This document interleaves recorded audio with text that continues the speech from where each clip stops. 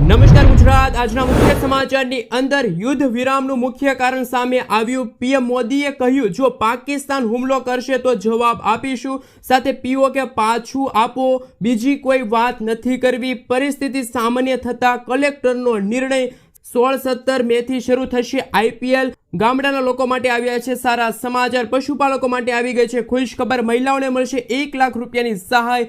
Ration card ધારકો આપે ધ્યાન। નીતિન ગડકરીની જાહેરાત, વાહન ચાલકો થઈ જાજો તૈયાર।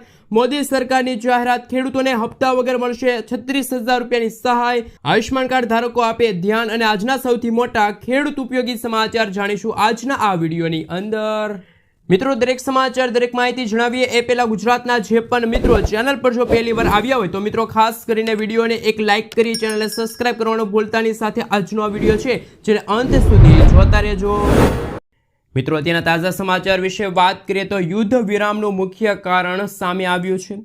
પાકિસ્તાનને ડર હતો કે ભારત હવે કંઈક એવું કરવા જઈ રહ્યું છે જેનાથી ત્યાં વિનાશ થઈ શકે છે। આવી સ્થિતિમાં પાકિસ્તાને શરણાગતિ સ્વીકારવાનું શ્રેષ્ઠ માન્યું અને સીધા સંયુક્ત રાષ્ટ્ર પાસે આશ્રય માંગ્યો।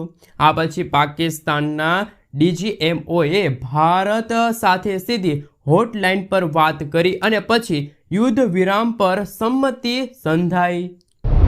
ત્યાર પછીના સમાચાર વિશે વાત કરીએ તો પીઓકે પાછું આપો, બીજી કોઈ વાત નથી કરવી। ભારતે કહ્યું કે અમારી કાશ્મીર પર સ્થિતિ ખૂબ જ સ્પષ્ટ છે। હવે માત્ર એક જ મુદ્દો બાકી છે, પાકિસ્તાન અધિકૃત કાશ્મીરને પરત લેવાનો। બીજી કઈ વાત નથી કરવી।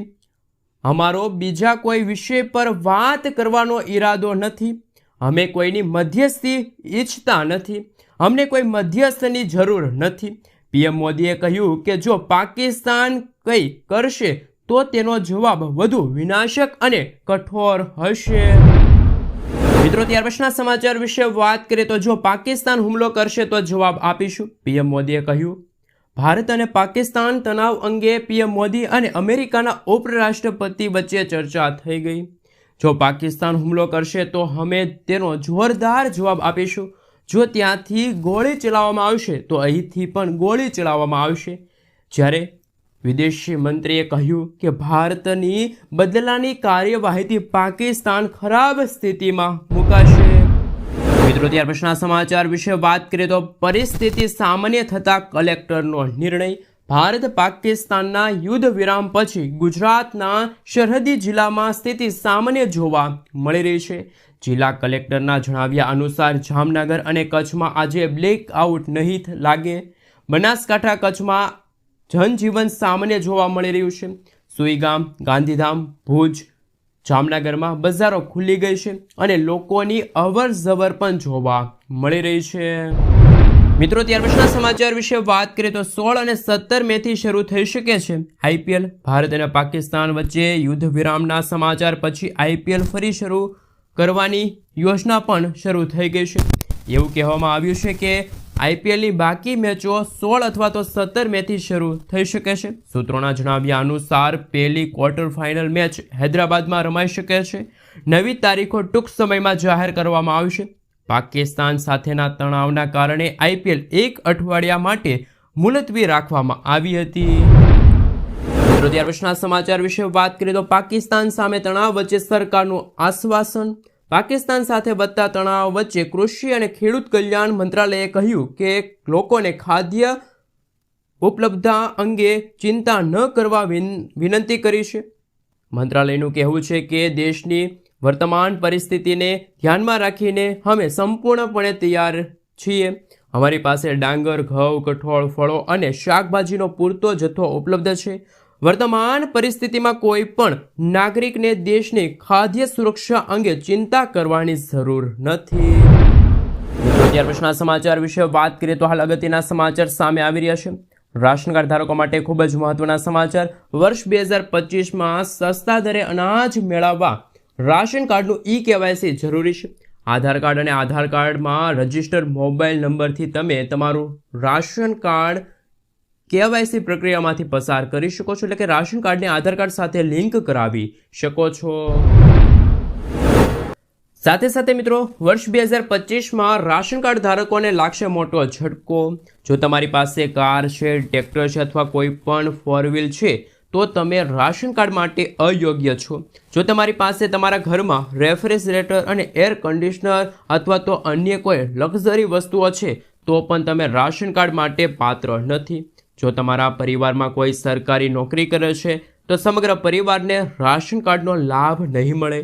જો તમારી પાસે 100 યાર્ડથી વધુ જમીન હોય તો પણ તમે રાશન કાર્ડ માટે અયોગ્ય છો. સાથે સાથે મિત્રો ગ્રામીણ વિસ્તારમાં તમારી વાર્ષિક આવક 2 લાખ રૂપિયાથી વધુ છે અને શહેરી વિસ્તારમાં જેમની વાર્ષિક આવક 3 લાખ રૂપિયાથી વધુ છે તેમને રાશન કાર્ડનો લાભ નહીં મળે. જો તમે આવકવેરા રિટર્ન ફાઇલ કરો છો તો પણ તમે રાશન કાર્ડ માટે પાત્ર નથી. જો તમે ઉપરોક્ત કોઈ પણ માપદંડ હેઠળ તમે આવો છો તો તમારે તમારું રાશન કાર્ડ છે એ સરેન્ડર કરાવવું વધુ યોગ્ય રહેશે. જો તમને કાયદાકીય મુશ્કેલીમાંથી પણ આ ખાસ મિત્રો જે નિયમો છે જો તમે એનું પાલન કરો છો તો તમારે હાલ મુશ્કેલીમાં મુકાવાની કોઈ જરૂર નથી, ટેન્શન લેવાની કોઈ જરૂર નથી. મિત્રો ત્યાર પછીના સમાચાર વિશે વાત કરીએ તો હાલ ગામડાઓને મોટી ખુશખબર. ગુજરાતમાં ગ્રામ પંચાયતોને ₹20 ફી સાથે 14 પ્રકારના પ્રમાણપત્રો જારી કરવાની સત્તા આપવામાં આવી છે, જેમાં આવકનો દાખલો, રાશન કાર્ડમાં ફેરફારની બાબતોનો સમાવેશ કરાયો છે. સરકારની આ પહેલથી ગ્રામીણ વિસ્તારના નાગરિકોને પ્રમાણપત્રો, દસ્તાવેજો વગેરે જેવી રોજિંદા સેવાઓ માટે તાલુકા કે જિલ્લા કક્ષાએ જવાની જરૂર નહીં પડે. સાથે તેમનો સમય અને મુસાફરી ભાડું પણ બચી જશે. આ પહેલ હેઠળ 248 તાલુકાના 14,000 ગ્રામ્ય પંચાયતોને આવરી લેવામાં આવી છે.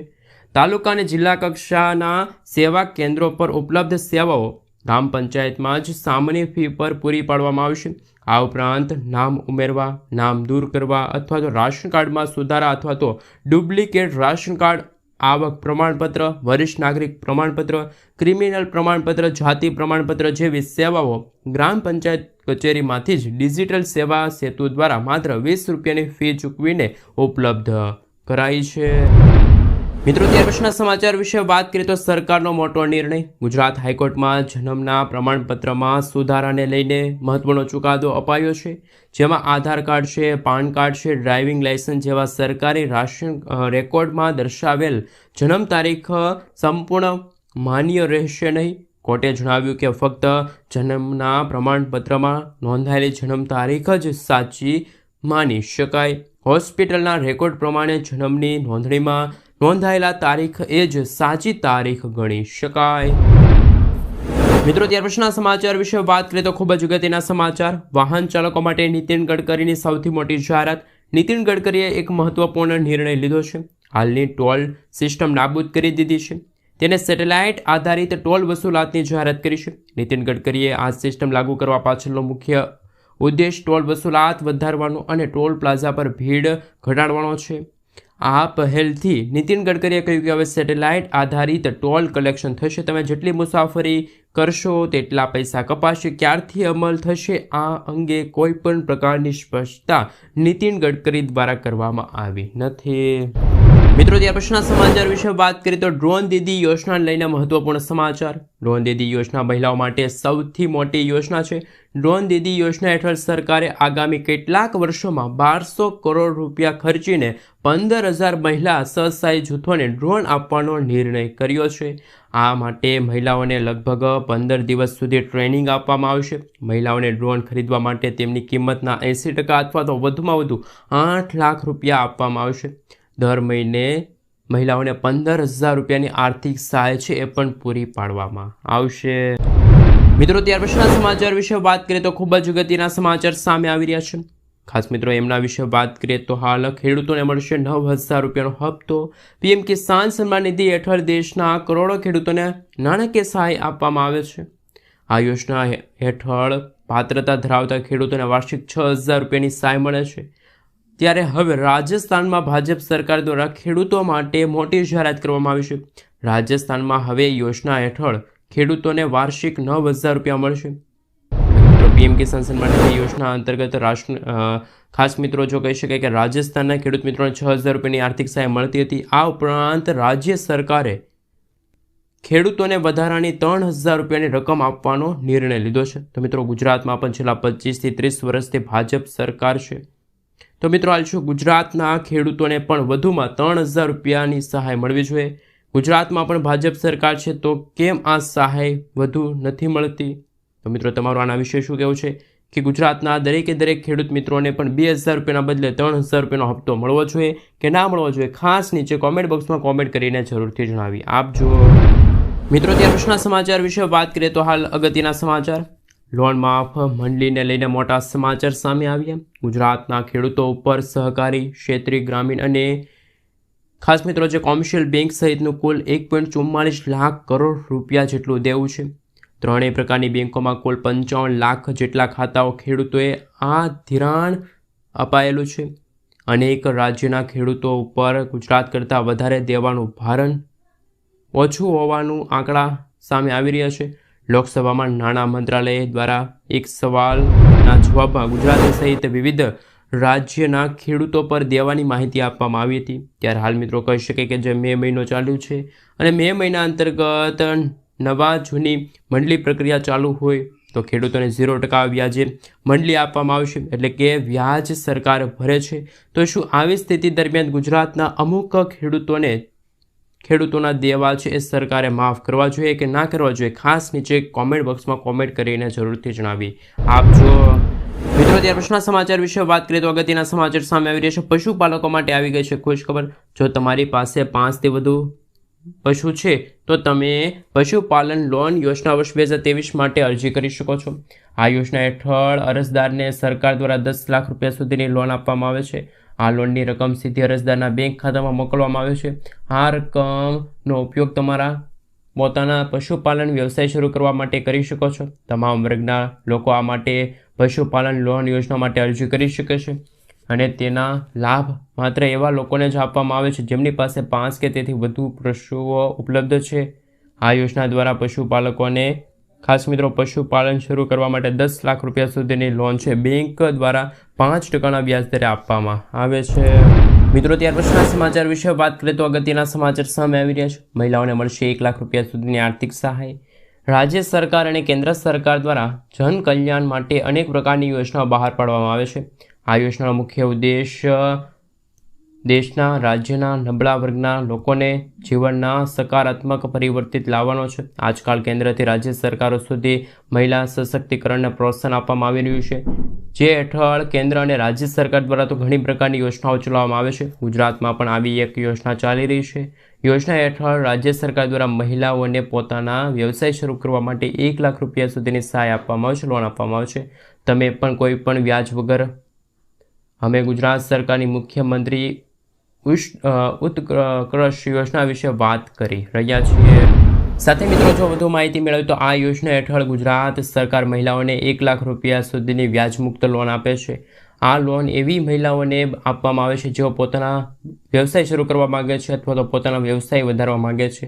આ લોન ગુજરાત સરકાર દ્વારા મહિલાઓને કોઈ પણ જામીનગીરી વગર આપવામાં આવે છે અને તેમની ચૂકવણીનો સમયગાળો 5 વર્ષ સુધીનો રહે છે.